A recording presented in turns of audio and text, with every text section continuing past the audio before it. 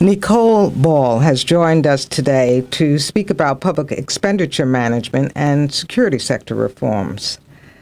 Ms. Ball has been working as a researcher and consultant for more than 30 years, with her work focusing on security and development. During the last 15 years, the focus of her activities has been on security sector reforms, particularly financial management and governance in the security sector. Mm-hmm. Welcome, Nicole. Thank you, William. You have done research and writing, but perhaps most relevant for our subject today, you've worked extensively in countries that are undergoing reforms, and you've worked extensively in countries that have been affected by conflict.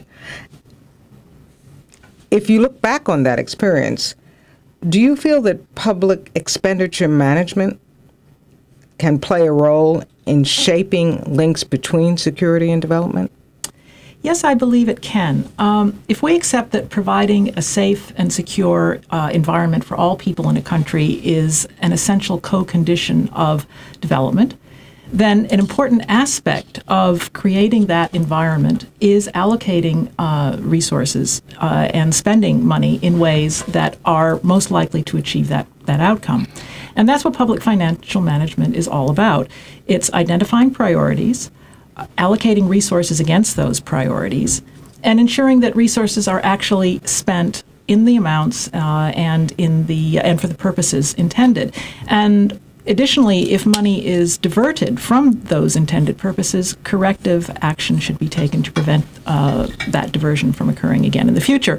Now, there's a good deal of history, historical experience that tells us that security and justice tells us that when security and justice bodies are not accountable, they are generally highly cost ineffective, and they impinge on efforts to promote the ability of governments to promote poverty reduction and sustainable economic and social development.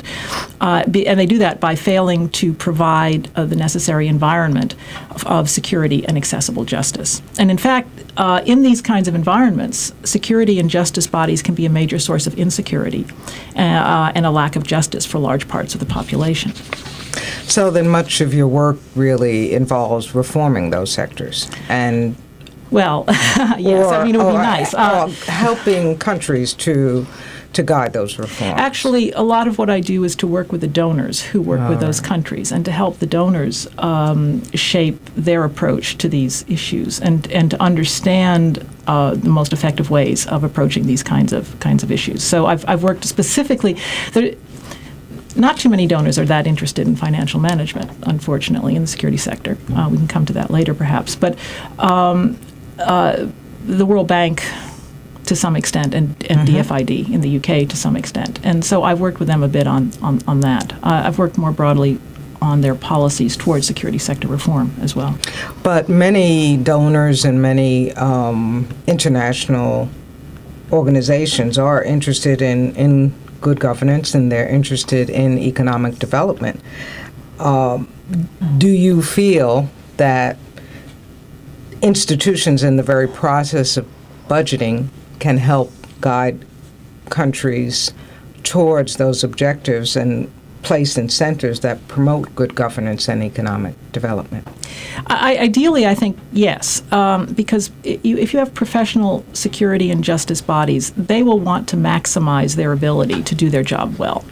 And if they're able to identify what they need to do their jobs and to direct resources to the highest priority activities, then then use their resources effectively and efficiently, they will be more likely to achieve the desired outcomes. And one of the paradoxes of governments that are run by the military, however, is or by authoritarian figures, who may be closely allied with the security services, is that while a lot of money may be theoretically spent on security services. Actually, very little of the money tends to go to the security institutions themselves. It often ends up in the hands and in the offshore bank accounts of a small number of elites, and they can be civilians as well as military or security personnel.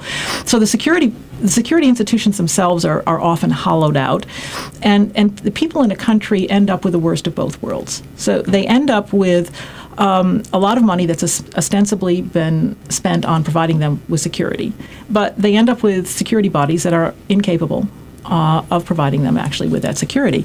So putting in place an effective, non-corrupt system of managing public finances can help the pro-reformers redirect money to achieving outcomes in the security and justice sector, and that will enable the state's security and justice bodies to perform as they should and provide that environment that's necessary for development, good governance, and so on and so forth. Now, one of the challenges in this circumstance is that the incentives.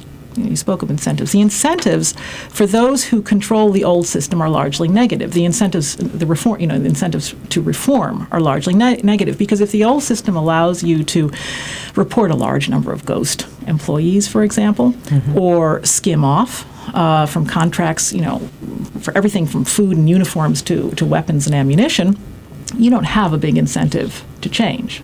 Now, here's where leadership at the very top of government is, I think, extremely important.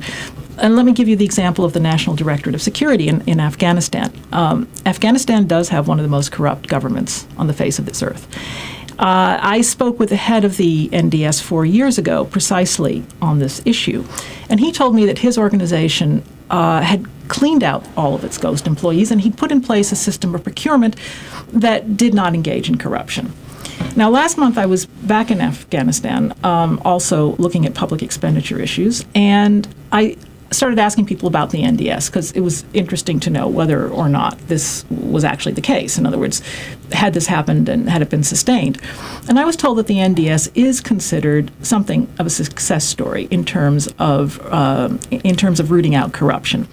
And interestingly and tellingly, one person said to me, and Karzai has not intervened. President Karzai has not intervened.